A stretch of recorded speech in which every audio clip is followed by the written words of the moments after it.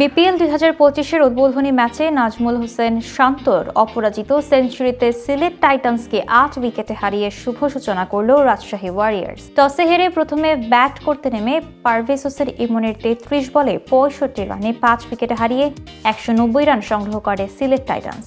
৩৩ বলের ইনিংসে ইমন ৪টি ৪ এবং ৫টি ৬ মারেন।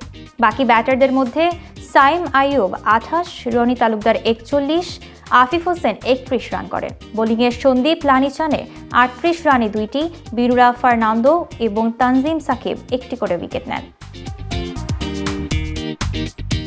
১৯১ রানের জবাবে শান্তর শতকে ১৯ ওভার ২ বলেই জয়ের বন্দরে পৌঁছে যায় রাজশাহী। শান্ত ৬০ বলে ১০১ রানে অপরাজিত থাকেন। ইনিংসে ১০-৪-এর পাশাপাশি ৫টি বিশাল ছক্কা হাঁকান এই বাঁহাতি ব্যাটার। অন্য প্রান্তে মুশফিকুর রহিম সাবলীল ব্যাট হাতে ৩১ বলে ৫১ রানে অপরাজিত থাকেন। এছাড়া শিহাবজাদা ফারহান ২০ রান এবং তানজিম তামিম ১০ রান করেন। বোলিংয়ে সিলেটের পক্ষে খালেদ আহমেদ এবং মিরাজ ১টি করে উইকেট নেন। এর আগে শহীদ শরীফ ওসমান বিন হাদির জন্য ১ মিনিট নীরবতা পালনের মধ্য দিয়ে সিলেটে ২৫,০০০ বেলুন উড়িয়ে বিপিএল-এর শুভ উদ্বোধন ঘোষণা করেন বিসিবি সভাপতি আমিনুল ইসলাম। তবে ২৪ ডিসেম্বর ঢাকায় বড় আয়োজনে উদ্বোধনী অনুষ্ঠান হওয়ার কথা থাকলেও নিরাপত্তা শঙ্কার কারণে তা হয়নি।